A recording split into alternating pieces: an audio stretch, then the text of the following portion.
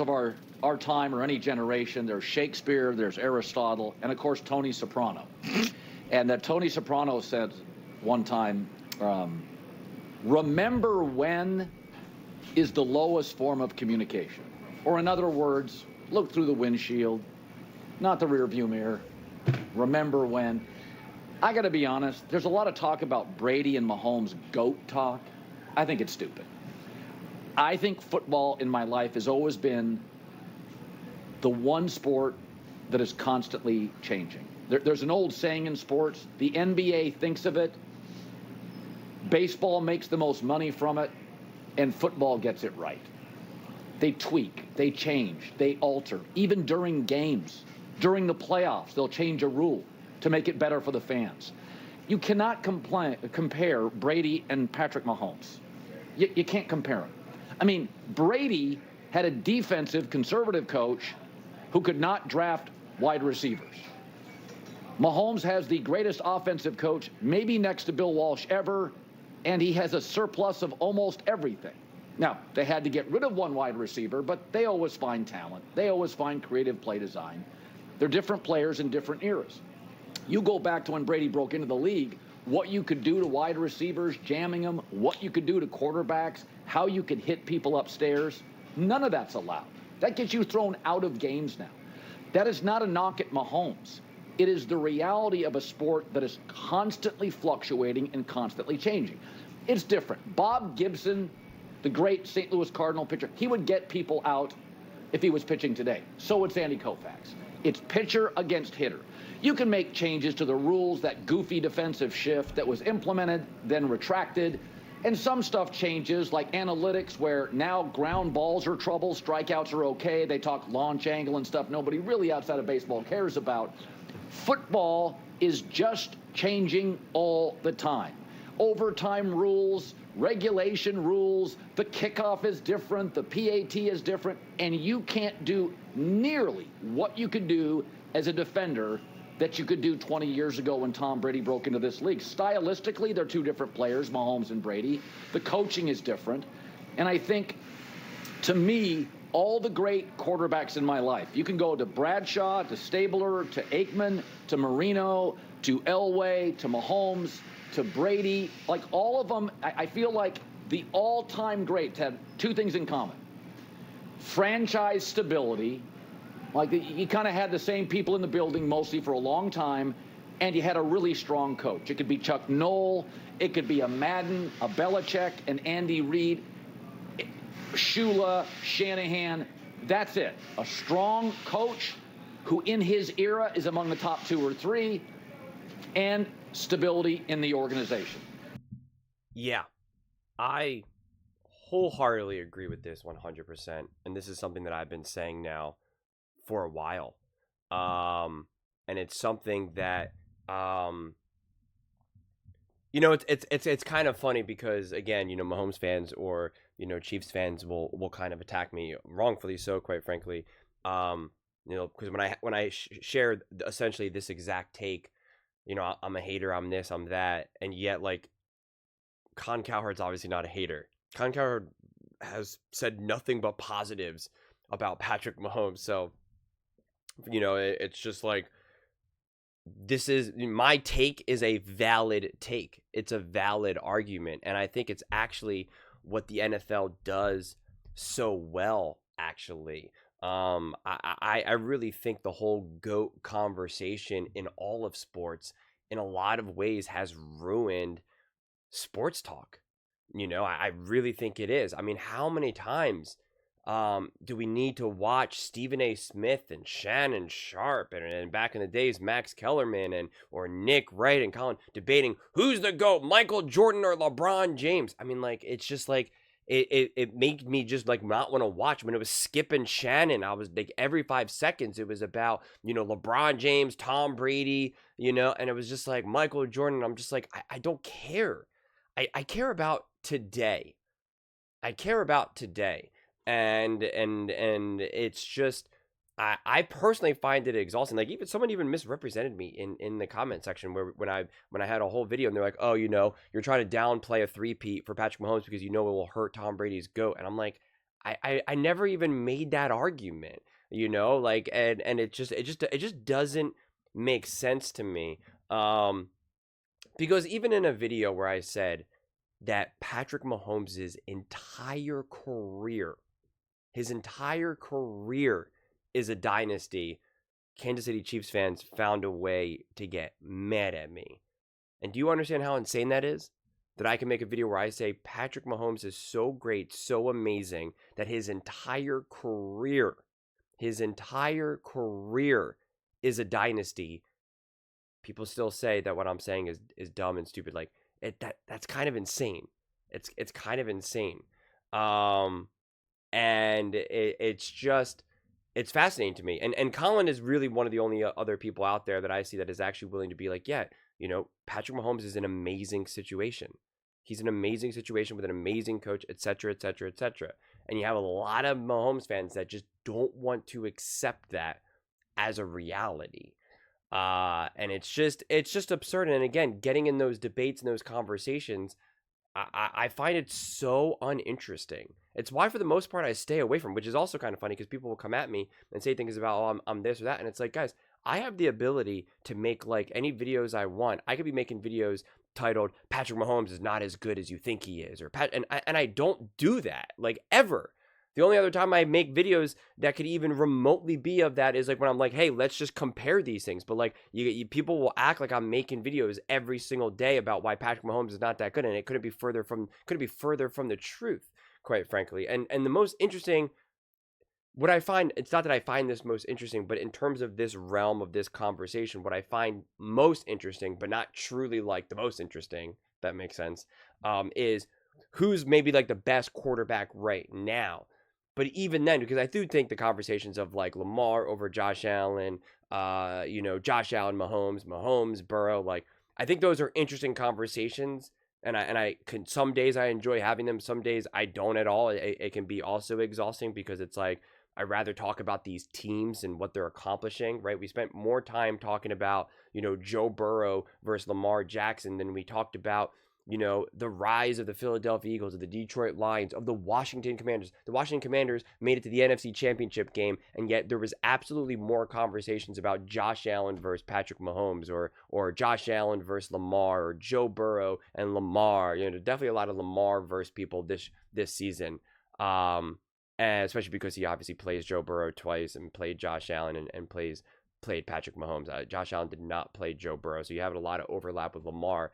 And it was just like, again, sometimes those conversations can be fun to unpack and kind of do deep dives, but it's just, they come from such wildly different backgrounds and experiences. And that's why I really made the argument, because I think before I was more willing and even more interested in trying to figure out, well, who is the GOAT? Who is better? Because in my mind, it was like, actually, like in the summer when I probably got to the closest to answering this question, I'm pretty sure I said I'd pick Mahomes over Tom Brady. But again, it's just like, I don't even know how true that is anymore. And I'm very comfortable saying that the greatest coach quarterback duo of all time is Andy Reid Mahomes. I've been very loud and confident about that. But it is tricky. This constant talk about legacy, and I even said that about Saquon Barkley and the Philadelphia Eagles and going for that record. It was just like, the in a lot of ways, these are just made up words. They really are. Because I remember thinking also at the time, LeBron James's legacy meant like everything, right? And like, is he going to be the GOAT? Is he not? Is he going to get 6 rings or more? And does it matter? He beat the Warriors, who had the best record. Does that mean that he's the GOAT? And like, I got like really into it. And now, honestly, it feels like collectively those conversations kind of faded away. It doesn't really seem like people are really that interested in having that conversation anymore about MJ, LeBron. And I'm grateful for that, because it's just like, yeah, if LeBron James wins another ring with like Luka or whatever, like that's also interesting to me. If Patrick Mahomes wins 4 Super Bowls, 5 Super Bowls, 6 Super Bowls, it's like, that's also interesting to me. Like, and again, we always change the rules for any of these conversations. One minute it's Tom Brady or Michael Jordan, they're the GOATs because they got 6 rings and 7 rings. And then the next minute we're like, no, LeBron's actually the GOAT because he has better stats And they're like, no, no, no, actually, he's the GOAT because he beat this Warriors team. And then it's like, no, no, no, MJ's the GOAT because he's undefeated in the finals. No, no, no. Not only is he undefeated, but he's, he has 2 3-peats. And it's just like, no one can decide what the rules are. And it's just like, it becomes uninteresting to me personally. Because again, same thing. Everyone said Tom Brady's the GOAT because he has 7 rings. But now a lot of people are saying that if Patrick Mahomes wins 4 Super Bowls and has a 3-peat, that means he's the GOAT. And it's like, why? Like, tell me why. And no one can actually give an answer because it's never been done before. Okay, that means nothing. So again, if a rookie quarterback enters the league, wins a Super Bowl as a rookie, and gets an MVP, and then wins a total of 5 Super Bowls, is he the GOAT because he did something that no one else did? So it's just like, and I think it takes away from even the conversation around this team. Around, the Chiefs versus the Eagles, or just the Chiefs, Andy Spags, Mahomes, like, it just too narrows it. I'm making this video when I saw, and I didn't see the clip, but I saw, I saw the bottom line of it, the title of it, and it was like, Nick Wright talking about, is this the best team in the history of the NFL? Is this the greatest team ever? And that's what Nick is arguing. And like, I don't even have a strong desire to even watch that clip because it already fundamentally doesn't even make sense to me. Because if this is the greatest team of all time, then like, what are we talking about then? Like having then Patrick Mahomes win is like, well, then he's on the greatest team of all time. That seems pretty easy. Just like how people held back Steph Curry and Kevin Durant when they were together because they were on like this absolute juggernaut of a team. It's like, well, then don't we knock him for that? Or like, then why would we blame Josh Allen for not being able to beat, the Buffalo Bills as a whole, for not being able to beat the greatest team? Or when Lamar Jackson lost in week 1, why would we blame Lamar and the Baltimore Ravens for being unable to beat the greatest team in NFL history? Like, it does not make sense to me. And again, you can't have it both ways because you can't say Lamar's not good enough to beat this team, or Josh Allen's not good enough, or Joe Burrow, or whatever it is, but then be like, yeah, but this is the greatest team. And there's no excuses. Josh Allen has to find a way, or Lamar Jackson or Joe Burrow has to find a way. They have to find a way to beat the greatest team of all time then? You can't, you just can't have it both ways. Like I wrestle with that. And again, like what are we basing that off of? It doesn't make sense to me.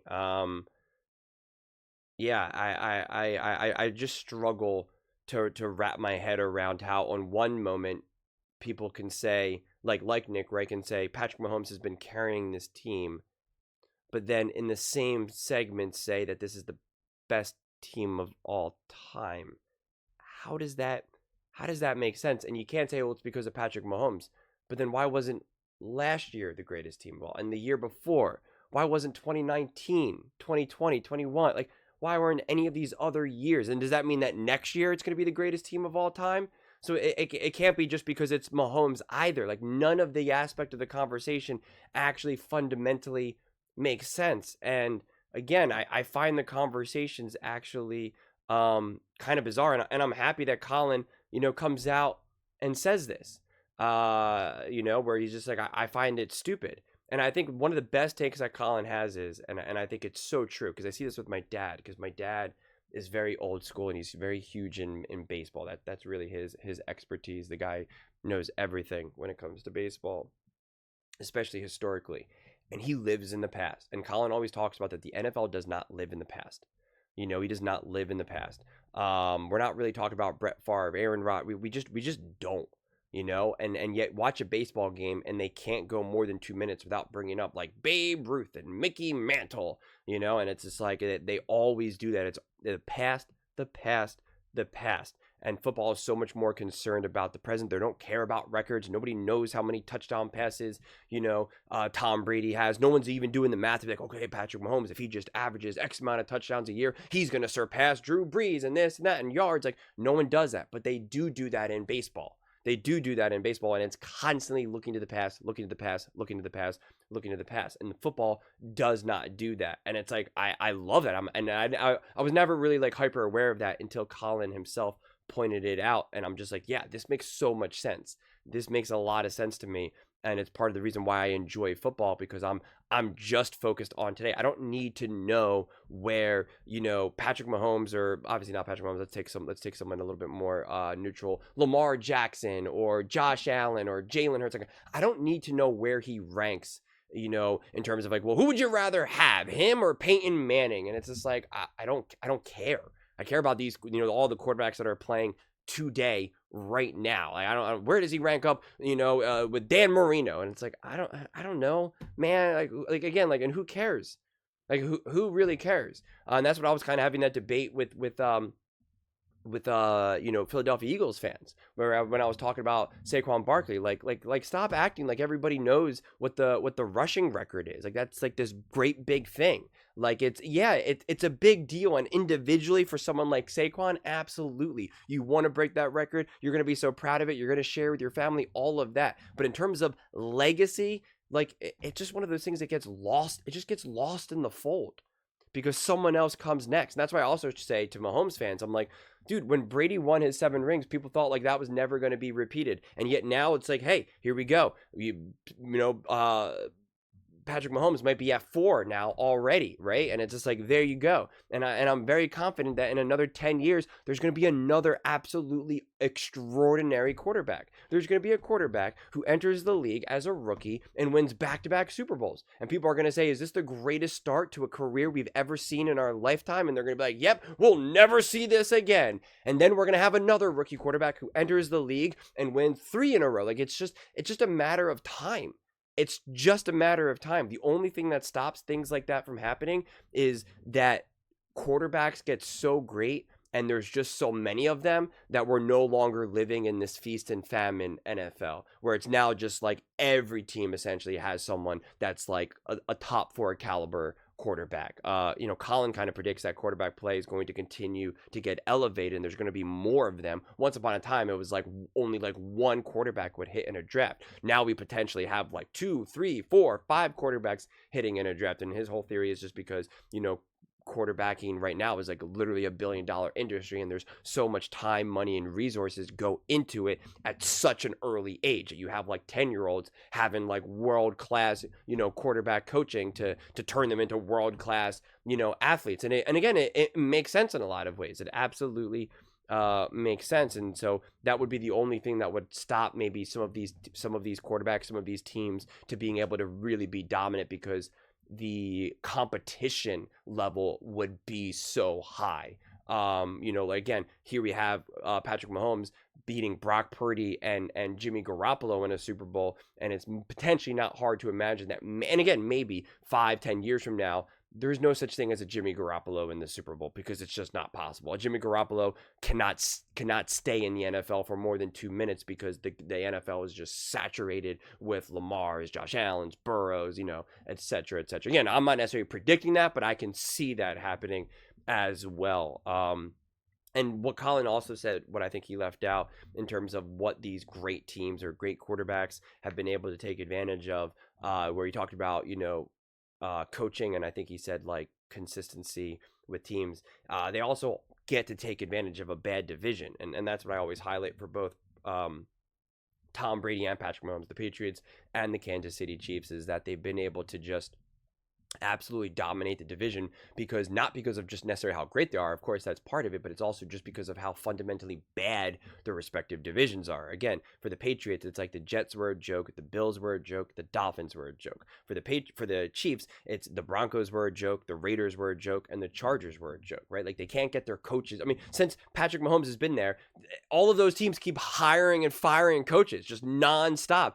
The Broncos have already gone through, since Patrick Mahomes has been in the league, like 7 or 8 quarterbacks, like something like outrageous, quite frankly. They can't get the coach right for Justin Herbert, and they can't just get that team right at all. The Raiders have also just keep hiring and firing, coaches and quarterbacks. So it's definitely just been, especially for the Broncos and the Raiders, it's just been, revolving door of coaches and end quarterbacks, and that's a huge benefit. The stability that the Chiefs have been able to build and be able to build off that is awesome. And again, we saw the exact same thing with the Patriots. So I think that can't be understated as well. But those are just my thoughts. I'd absolutely love to hear yours. What do you guys all think about the Kansas City Chiefs and Patrick Mahomes? Do you agree with Colin that the whole GOAT talk is stupid, as he put it?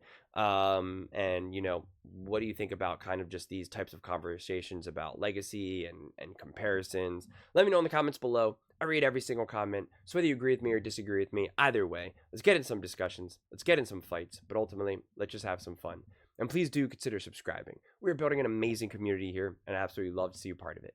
I want to build something that we all genuinely feel connected to, something that we're really excited to be part of. I think we're well on our way to doing it.